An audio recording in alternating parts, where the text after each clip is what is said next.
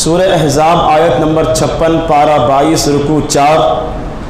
اللہ تبارک و تعالیٰ کا ارشاد، بے شک اللہ اور اس کے فرشتے درود بھیجتے ہیں علی النبی، اس غیب بتانے والے نبی پر۔ یا ایھا الذین آمنوا، اے ایمان والو،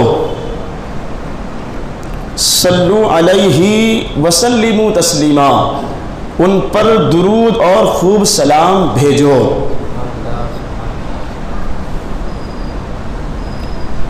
انتہائی اہم موضوع، یہ وہ آیت ہے جسے آیت درود بھی کہا جاتا ہے۔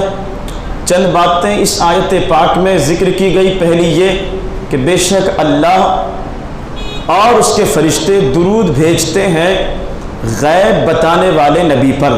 غیب کہتے ہیں چھپی ہوئی باتوں کو یا چھپی ہوئی چیزوں کو، تو جو ان چھپی ہوئی باتوں کو ظاہر کرے اسے ہی نبی کہتے ہیں۔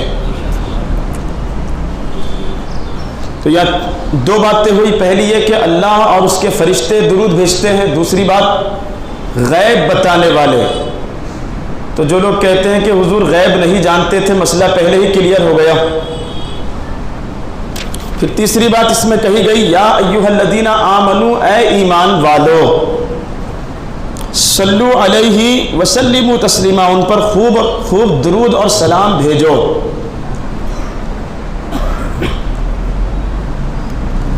تو یہاں پر اللہ تبارک و تعالیٰ نے ایمان والوں سے خطاب کیا، یا ایھا الذین آمنوا، یا ایھا المسلمون نہیں کہا کہ اے مسلمانوں، کہ اے روزہ داروں، نمازیوں، حاجیوں یا زکوٰۃ ادا کرنے والوں، نہیں، یہ سب نہیں کہا۔ یا ایھا الذین آمنوا، اے ایمان والو، صلو علیہ وسلموا تسلیما، ان پر خوب درود اور سلام بھیجو۔ تو پہلی بات یہ کہ اللہ تبارک و تعالیٰ نے اہل ایمان یعنی ایمان والوں کو درود شریف کا حکم کیوں دیا؟ اللہ تبارک و تعالیٰ نے ایمان والوں کو حضور پر درود پاک پڑھنے کا حکم اس لیے دیا کہ تمام اہل ایمان آپ پر درود شریف بھیجنے کے محتاج ہیں۔ حضور صلی اللہ علیہ وسلم نے اہل ایمان کو یعنی لوگوں کو ایمان کی دعوت دی، اور ہمیں جو کچھ ملا وہ حضور کے صدقے میں ملا، جو بھی ملا ہمیں وہ حضور کے صدقے میں۔ حدیث قدسی ہے، لولاک لما خلقت الافلاق، اللہ تبارک و تعالیٰ کا ارشاد کہ اگر پیغمبر حضور صلی اللہ علیہ وسلم کو پیدا کرنا اگر مقصد نہ ہوتا تو دنیا ہی نہیں بنائی جاتی، آسمان نہیں بنائے جاتے، زمین نہیں بنائی جاتی، کائنات نہیں بنائی جاتی۔ تو یہ صدقہ ہے سب کے سب حضور علیہ السلام کا۔ تو یہ ساری کائنات صدقہ مصطفیٰ۔ اب ایمان والوں پر لازم کیا گیا کہ جو تمہیں ملا ہے اس کا حق تو تم ادا نہیں کر سکتے، جو ملا ہے اس کا حق یا وہ جو احسان ہے، احسان کا بدلہ تم نہیں چکا سکتے، لیکن ہاں ان پر درود پاک پڑھتے رہو، درود پاک بھیجتے رہو، تاکہ اللہ تبارک و تعالیٰ نے جو کرم جو احسان تم پر فرمایا ان کے صدقے میں، تمہارا درود پاک پڑھنا یہ تمہارے لیے، اصل میں ہمارے درود پاک پڑھنے سے رسول اللہ صلی اللہ تعالیٰ علیہ وسلم کے مراتب یا آپ کی عظمت و شان اللہ نے پہلے ہی بلند فرمائی، پہلے ہی بلند فرمائی۔ یہ درود جو امت کو یا ایمان والوں کو پڑھنے کا حکم دیا گیا وہ اس لیے کہ ہمیں اور ان کا قرب حاصل ہو جائے، اور ہمیں ان کا قرب حاصل ہو جائے، اور جو شکر گزار جو لوگ ہوتے ہیں نا، اللہ تبارک و تعالی شکر گزار بندوں میں ہمیں شامل فرما لے، نا شکروں میں ہمارا شمار نہ ہو۔ اس لیے اہل ایمان کو درود پاک پڑھنے کا حکم دیا گیا۔ اب کچھ فضیلتیں دیکھیں درود پاک کی۔ بروز قیامت کثرت سے درود پڑھنے والے کی زبان سفید یعنی پاک اور صاف، اور نہ پڑھنے والے کی زبان سیاہ یعنی کالی کر دی جائے گی۔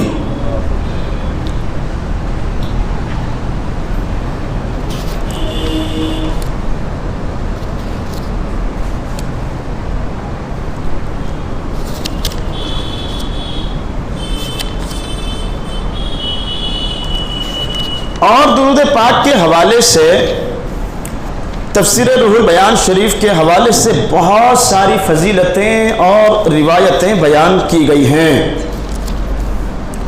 المصابی میں ہے، حضرت فضالہ بن عبید رضی اللہ تعالیٰ عنہ راوی ہے کہ ایک شخص مسجد نبوی میں داخل ہوئے، اور داخل ہونے کے بعد نماز پڑھی، اور نماز پڑھنے کے بعد دعا کی، اللہم اغفر لی ورحمنی۔ تو جب دعا کی تو حضور صلی اللہ تعالیٰ علیہ وسلم نے ارشاد فرمایا کہ اے شخص تو نے جلد بازی سے کام لیا۔ ایک شخص آیا مسجد میں، نماز ادا کی، اور نماز پڑھنے کے بعد فوراً دعا کرنا شروع کر دیا، تو حضور وہاں موجود تھے۔ آپ نے اس شخص کو روکا اور روک کر فرمایا کہ تو نے اجلت سے کام لیا، جلد بازی سے کام لیا۔ جب تو نے نماز پڑھی اور نماز پڑھنے کے بعد بیٹھ گیا تو تجھے چاہیے تھا کہ نماز پڑھنے کے بعد پہلے اللہ کی حمد بیان کرتا، اللہ کی تسبیح بیان کرتا، اس کا ذکر کرتا جیسا کہ اس کی شان ہے، اور نماز کے بعد حمد کرتا، اور حمد کرنے کے بعد پھر مجھ پر درود پڑھتا۔ پہلے اللہ کی حمد، اور اللہ کی حمد کرنے کے بعد مجھ پر درود شریف پڑھ کر پھر اللہ تبارک و تعالیٰ سے دعا کرتا۔ تو یہ جو روایت ہے یہ ہمیں بتاتی ہے کہ نمازوں کے بعد اللہ کی حمد و ثنا، حضور پر درود و سلام، اور پھر اس کے بعد دعا کریں، اس لیے کہ جس دعا کے شروع میں حضور پر درود نہ پڑھا جائے اللہ قبول نہیں فرماتا۔ ایک بڑی پیاری ایک روایت ہے، اور وہ یہ کہ جو شخص حضور رحمت للعالمین صلی اللہ تعالیٰ علیہ وسلم کی مزار پاک کے پاس کے قریب، مزار کے قریب کھڑے ہو کر یہ جو آیت ہے سورہ احزاب کی آیت نمبر 56، ان اللہ وملائکتہ یصلون علی النبی یا ایھا الذین آمنوا صلوا علیہ وسلموا تسلیما، یہ آیت پوری پڑھنے کے بعد 70 مرتبہ کہے۔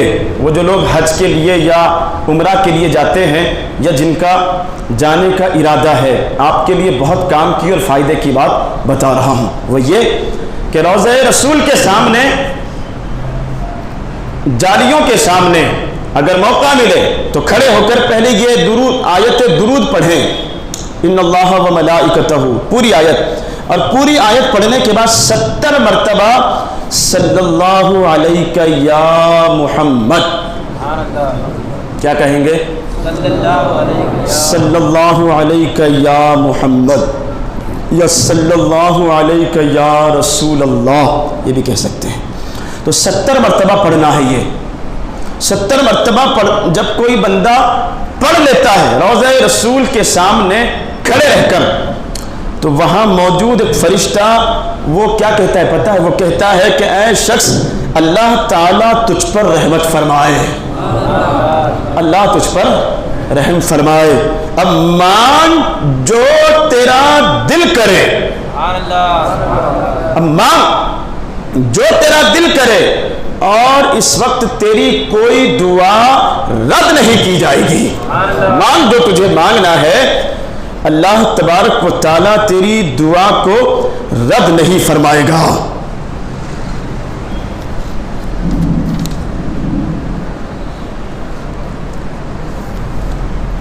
اچھا، ایک مسئلہ اور کہ اگر کوئی سوال کرے کہ سلام تو زندے پر ہوتا ہے اور حضور تو وصال فرما چکے، یہ مسئلہ پہلے بھی میں نے اس کا جواب جو ہے بتایا تھا درس میں. کوئی کہے کہ سلام تو زندے پر ہوتا ہے، درود جو ہم اکثر پڑھتے ہیں، سنیوں کی عادت ہے، نماز میں بھی پڑھا جاتا ہے درود، اللہم صلی علی محمد وعلی آل محمد کما صلیت علی ابراہیم وعلی آل ابراہیم انک حمید مجید، درود ابراہیم اسے کہا جاتا ہے. تو درود جو ہے وہ نماز میں بھی پڑھا جاتا ہے اور بغیر درود کے نماز ہی نہیں. اللہم بارک علی محمد وعلی آل محمد کما بارکت علی ابراہیم وعلی آل ابراہیم انک حمید مجید. اس میں قابل ذکر یہ بات ہے کہ حضرت ابراہیم کا تذکرہ درود میں کیوں ہے؟ حضور پر تو درود پڑھنا ہی ہے، لیکن حضور کے ساتھ حضرت ابراہیم علیہ السلام کا تذکرہ درود میں کیوں ہے؟ یہ بھی ایک قابل ذکر بات ہے اور میں ابھی آپ کو انشاءاللہ اس کا جواب دوں گا.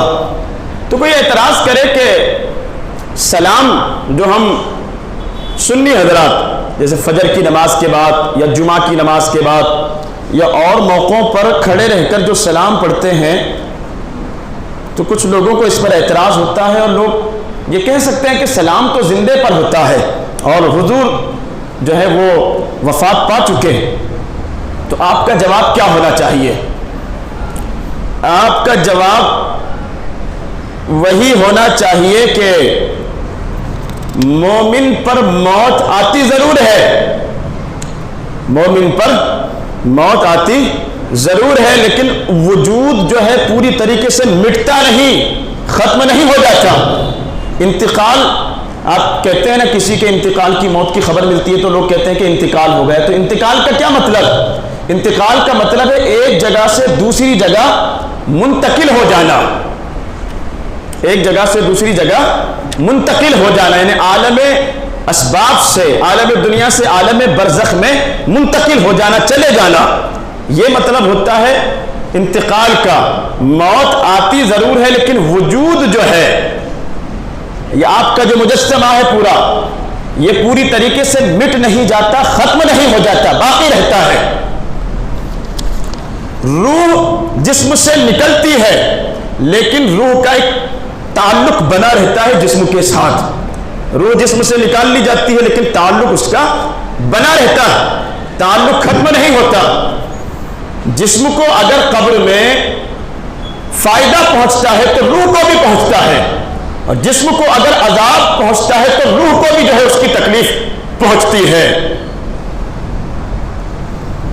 اور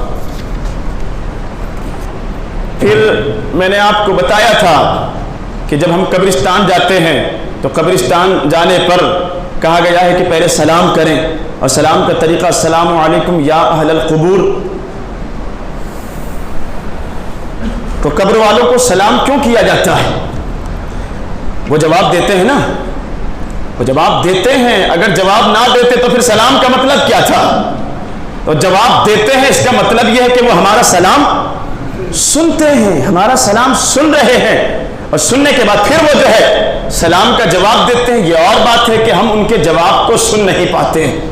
اور جہاں تک بات ہے انبیاء کرام کی، تو حضور علیہ السلام کی حدیث ان اللہ حرم علی الارض ان تاکل اجساد الانبیاء، اللہ نے زمین پر حرام کیا کہ وہ نبیوں کے جسموں کو نقصان پہنچائے. فنبی اللہ حی، انبیاء کرام زندہ ہیں قبروں میں، یرزق فی قبرہ، اور قبروں میں ان کو رزق بھی دیا جاتا ہے. نہ صرف زندہ ہے بلکہ قبروں میں ان کو رزق بھی دیا جاتا ہے. ایسا ہی شہداء کرام کے بارے میں قرآن نے کہا کہ جو اللہ کی راہ میں شہید ہو جائے انہیں مردہ مت کہو بلکہ وہ زندہ ہیں. اور زندہ کیسے ہیں؟ وَلَكِنْ لَا تَشْعُرُونَ، تم ان کی زندگی کو نہیں سمجھ سکتے. اللہ فرما رہا ہے کہ وہ زندہ ہے. اچھا، پھر ایک سوال کا جواب مل گیا. کوئی کہے کہ سلام زندے پر ہوتا ہے تو جواب آ گیا سمجھ میں آپ حضرات کو. کوئی اعتراض کرے تو جواب دے دیں گے نا. دوسری بات کہ ہم اور آپ یہاں بیٹھے ہیں سنی جامع مسجد سٹانہ میں، ٹھیک ہے، اور آقا علیہ السلام کہاں آرام فرما ہے؟ گنبد خضرا میں. کہاں پر؟ گنبد خضرا میں. اور گنبد خضرا کہاں ہے؟ مدینہ المنورہ میں. ہزاروں میل کا فاصلہ ہے. تو کیا ہمارا یہاں درود پڑھنا، ہم یہاں درود پڑھ رہے ہیں، وہاں تک پہنچ جاتا ہے؟ کیسے؟ کوئی پوچھے آپ سے کہ آپ یہاں درود پڑھ رہے ہیں اور حضور جو ہے وہ آرام فرما رہے ہیں گنبد خضرا میں. گنبد خضرا ہے مدینہ المنورہ میں. تو کیا ہمارا درود وہاں تک پہنچ جاتا ہے؟ اور اگر پہنچتا ہے تو کیسے پہنچتا ہے؟ تو جواب سنیں. آقا علیہ السلام فرماتے ہیں ان اللہ ملائکۃ السیاحین یبلغوننی من امت السلام، کہ بے شک اللہ تعالیٰ کے سیاح فرشتے ہیں جو میری امت کا سلام مجھ تک پہنچاتے ہیں. جو سیاح فرشتے ہیں زمین کی سیر کرنے والے، حضور فرماتے ہیں کہ وہ میری امت کا سلام مجھ تک پہنچاتے ہیں. اور آگے حضور علیہ السلام نے ارشاد فرمایا کہ ایک فرشتہ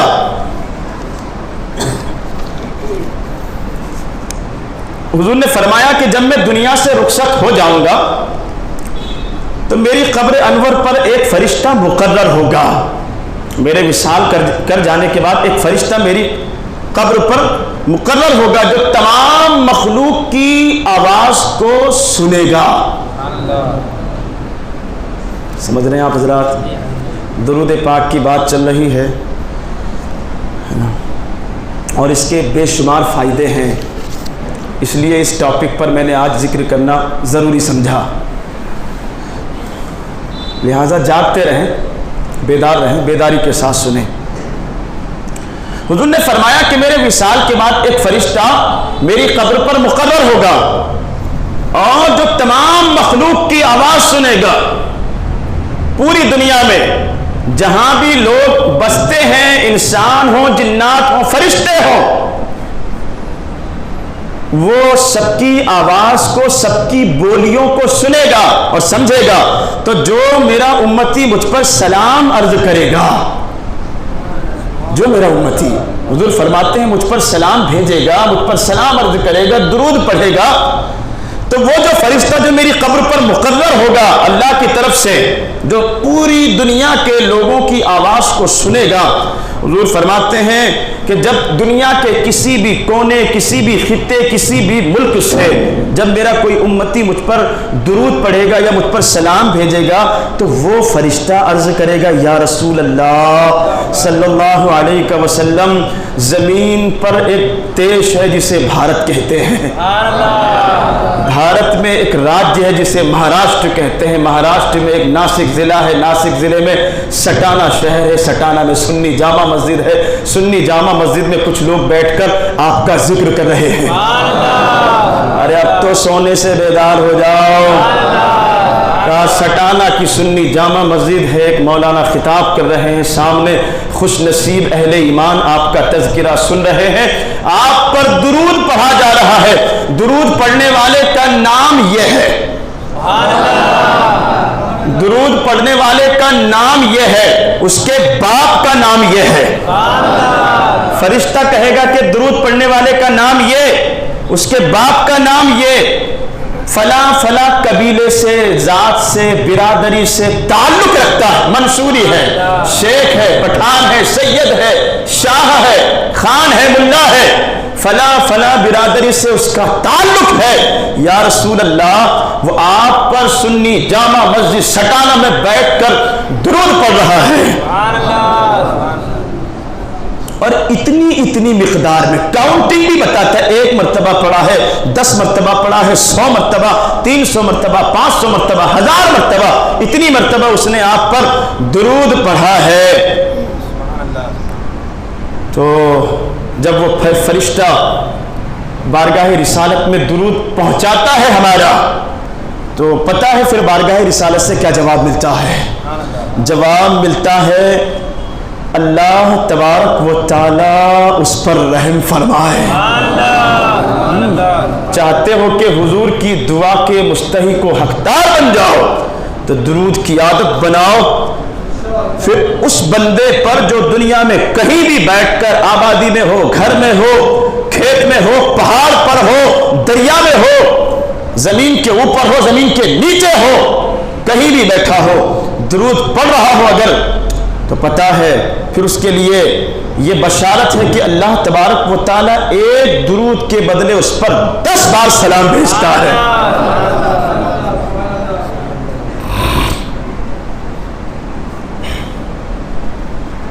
اس لیے حضور نے فرمایا جب تم مجھ پر درود پڑھو نا تو اچھے انداز میں پڑھا کرو، اچھے لفظوں کے ساتھ پڑھا کرو، اس لیے کہ تم میرے سامنے اسماء اپنے آبا کے اسماء اور قبائل کے ساتھ پیش کیے جاتے ہو، مطلب بتایا جاتا ہے کہ کون سو کر پڑھ رہا تھا، کون جو ہے آدھے ادھورے من سے پڑھ رہا تھا، اور کون پوری محبت سے پڑھ رہا تھا، یہ بھی بتایا جاتا ہے۔ اس لیے جب بھی پڑھو تو محبت سے جھوم کر پڑھا کرو۔ پڑھیں درود پاک، مولایا صلی وسلم دائما ابدا علی حبیبک خیر الخلق کلہم یا ربی بالمصطفیٰ بلغ مقاصدنا واغفر لنا ما مضی یا واسع الکرم۔ اب کوئی پوچھے آپ سے کہ سٹانہ میں بیٹھ کر سلام پڑھتے ہو، جمعہ کے دن کھڑے ہو کر یا نبی سلام علیکہ، یا رسول سلام علیکہ، یا حبیب سلام علیکہ، صلوات اللہ علیکہ، کیا حضور سنتے ہیں؟ جو ہو چکا ہے، جو ہوگا حضور جانتے ہیں، تیری عطا سے خدایا حضور جانتے ہیں، وہ مومنوں کی تو جانوں سے بھی قریب ہوئے، کہاں سے کس نے پکارا حضور جانتے ہیں۔ اب فائدہ سنو، جب تک فائدہ نہیں بتائیں ان لوگوں کو تو مزہ نہیں آتا اس کام کے کرنے میں، ہے نا۔ فائدہ سنو، حضرت سفیان ثوری رضی اللہ تعالی عنہ نے فرمایا کہ ہم کعبے کا طواف کر رہے تھے۔ حضرت سفیان ثوری بڑے بزرگ اللہ کے مقرب بندوں میں سے بندے ہیں، اللہ کے ولی۔ وہ کہتے ہیں کہ ہم کیا کر رہے تھے؟ جس کو نیند آ رہی ہو درود پاک پڑھو، نیند بھاگ جائے گی انشاءاللہ۔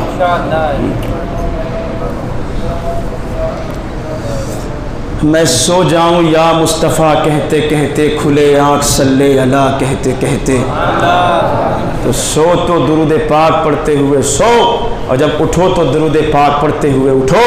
اس لیے جب ہمیشہ کی نیند آئے گی، موت کی نیند، ہمیشہ درود پاک پڑھ کر سوتے ہیں تو اس وقت بھی درود زبان پر جاری رہے گا، اور جب اٹھو نیند سے تو سب سے پہلے الصلاۃ والسلام علیک یا رسول اللہ، زبان سے تمہارے درود پاک نکلے سب سے پہلے، نیند سے اٹھتے ہی ڈائریکٹ، سمجھے؟ تو اس کا فائدہ یہ ہوگا کہ لوگ لے جا کر قبر میں سلا دیں گے اور سب چلے جائیں گے اپنے اپنے گھروں میں، 2 فرشتے آئیں گے اور انتہائی ہیبت ناک اور ڈراؤنی شکل و صورت والے پکڑ کر جھنجھوڑ کر اٹھا کر بٹھا دیں گے۔ تو جیسے ہی وہ بٹھائیں گے، نیند سے بیدار ہوئے، آپ کی درود پڑھنے کی عادت ہے تو آپ کی زبان سے قبر میں جو سب سے پہلا جملہ جاری ہوگا وہ ہوگا الصلاۃ والسلام علیک یا رسول اللہ۔ تو فرشتے کہیں گے دیوانہ معلوم ہوتا ہے، سو جا جیسے پہلے سویا تھا۔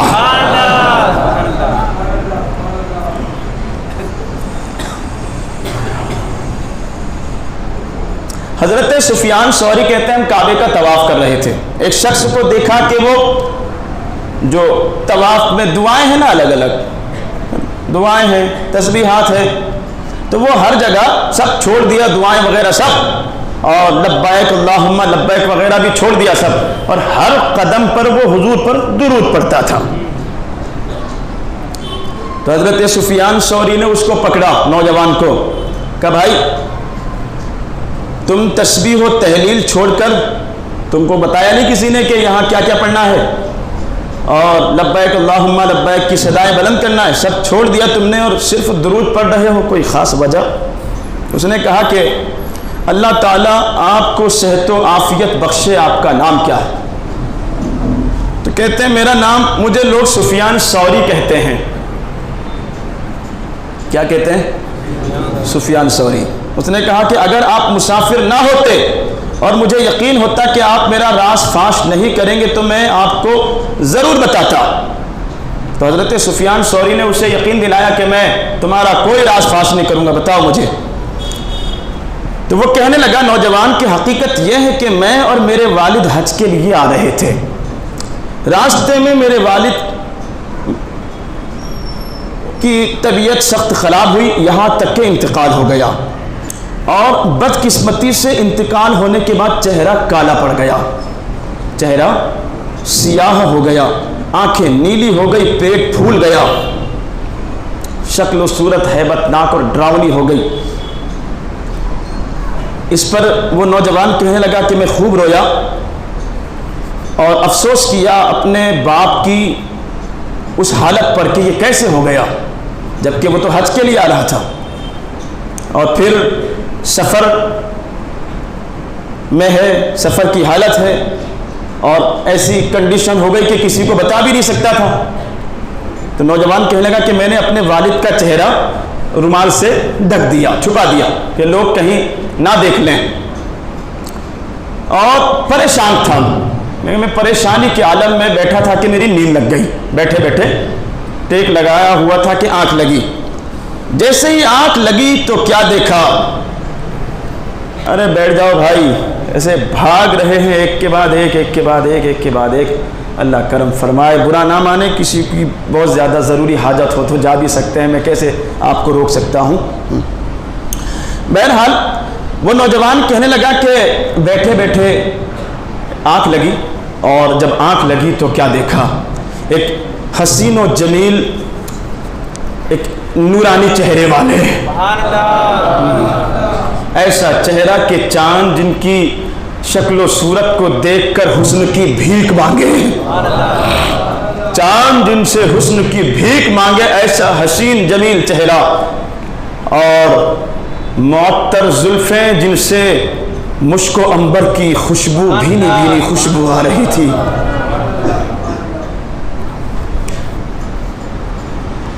میرے والد کے قریب آئے، قریب آ کر چہرے سے کپڑا ہٹایا، اور کپڑا ہٹا کر چہرے پر ہاتھ پھیرا، قریب آئے، کپڑا ہٹایا اور منہ پر ہاتھ پھیرا۔ تو وہ نوجوان کہنے لگا کہ میں نے دیکھا کہ چہرہ جو ہے نا وہ دودھ سے زیادہ سفید ہو گیا، اور پھر پیٹ پر ہاتھ پھیرا تو وہ بھی پہلے کی طرح صحیح ہو گیا۔ اس کے بعد وہ مجسمہ حسن واپس تشریف لے جانے لگے۔ تو جب واپس تشریف لے جانے لگے تو نوجوان کہتا ہے کہ میں قدموں سے لپٹ گیا، اور قدموں سے لپٹ کر میں نے پوچھا کہ آپ کو اس ذات کی قسم، یعنی اس رب کی قسم جس نے آپ کو میرے والد کے لیے سراپا رحمت بنا کر بھیجا، اس پریشانی کے عالم میں، دکھ اور تکلیف کے عالم میں، جبکہ میں کسی کو شکل بھی نہیں دکھا سکتا تھا، اپنے باپ کی چہرہ بھی دکھانے کے قابل نہیں تھا، ایسی پریشانی میں جبکہ میرے پاس کوئی علاج نہ تھا، پریشان تھا میں، آپ نے کرم فرمایا، آپ نے کرم فرمایا، اے محسن کائنات ذرا بتائیں تو صحیح آپ کون ہے، دنیا پوچھے گی مجھ سے میں کیا جواب دوں گا، ذرا بتائیں تو صحیح میں آپ کون ہیں؟ فرمایا میں وہی تو ہوں جس پر تیرا باپ درود پڑھا کرتا تھا، میں وہی ہوں جس پر اللہ نے ایمان والوں کو درود پڑھنے کا حکم فرمایا۔ سبحان اللہ۔ تو وہ کہنے لگا یا رسول اللہ صلی اللہ تعالیٰ علیہ وسلم، میرے باپ کا یہ حال کیسے ہوا، اور پھر آپ نے جو کرم فرمایا اس کرم کی وجہ سبب کیا؟ تو حضور نے فرمایا کہ تیرا باپ جو ہے بڑا گنہگار، لیکن بہت سارے گناہوں کے ساتھ ساتھ ایک اچھی عادت بھی تھی اس میں، اور وہ اچھی عادت کیا تھی کہ یہ روزانہ رات میں مجھ پر درود پڑھ کے سویا کرتا تھا۔ روایتوں میں ہے کہ 500 مرتبہ یا 1000 مرتبہ وہ روزانہ رات میں حضور پر درود پڑھ کر سویا کرتا تھا۔ تو جب اس کا انتقال ہوا تو اس کے انتقال کی خبر مجھے دی گئی، لوگ کہتے ہیں کہ کیسے پتا؟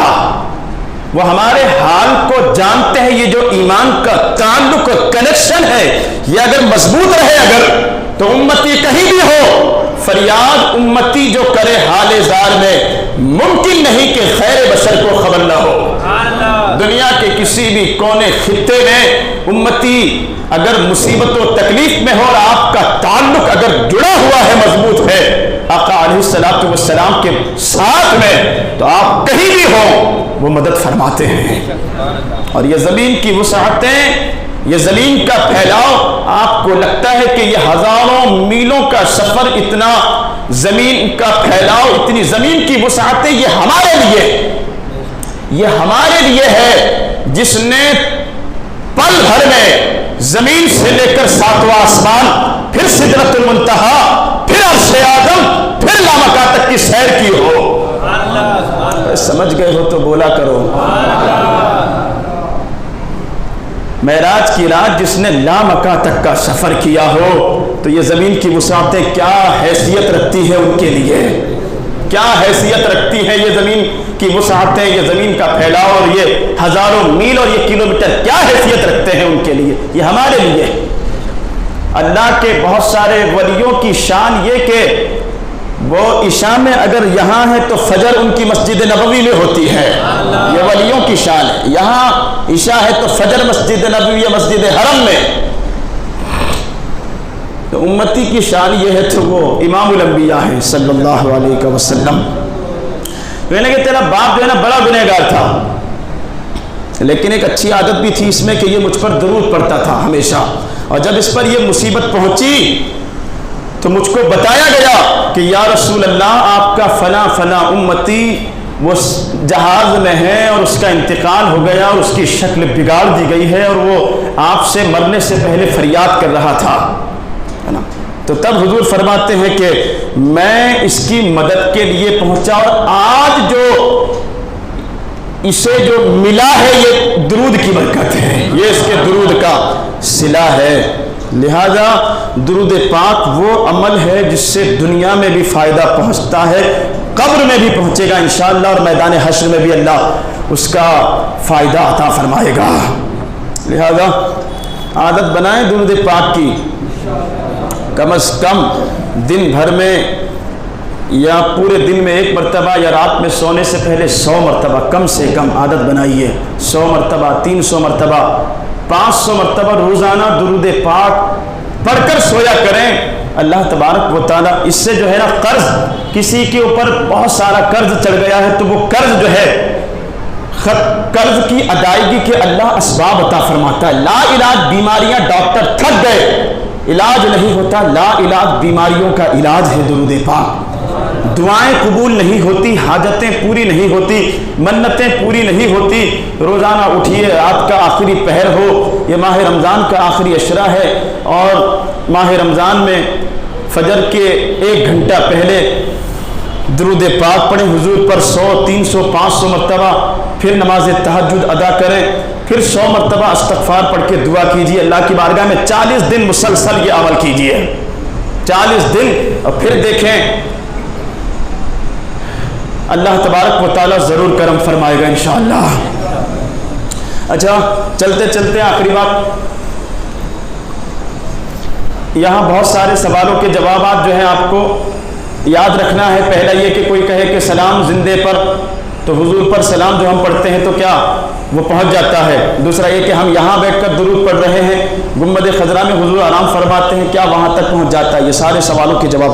ایک اور عمل سنی حضرات کرتے ہیں جیسے ہی نام سنا اللہم صلی علی محمد ہے نا تو یا اذان میں حضور کا نام سن کر آنکھوں سے پہلے یہ انگوٹھے اور شہادت کی انگلیاں چوم کر پھر آنکھوں سے لگاتے ہیں. تو اس کو لے کر کچھ لوگ آپ کو بدعتی کہتے ہیں. کیا کہتے ہیں؟ بدعتی. تو یہ کہاں سے ثابت ہے؟ چلیے چلتے چلتے اس پر بات کرتے ہیں. روایتوں میں ہے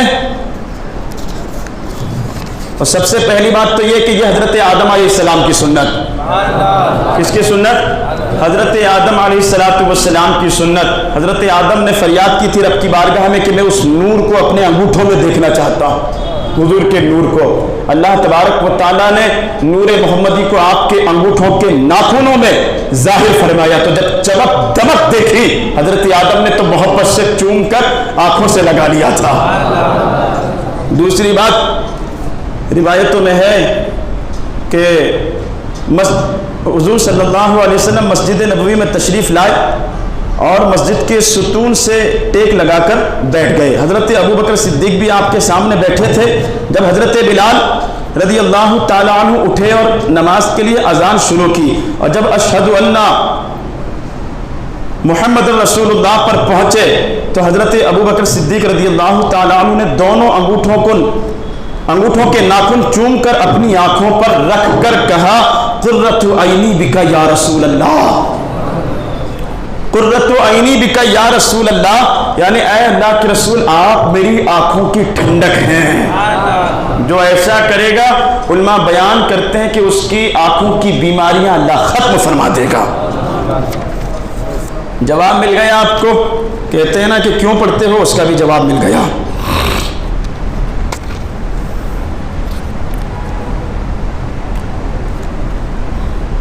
जुमा के दिन जो है दरूद पाक पढ़ने की ख़ास तौर पर जुमा और शबे जुमा यानी जुमेरात की रात में दरूद पाक पढ़ने की ख़ास तौर पर जो है बड़ी फजीलत है।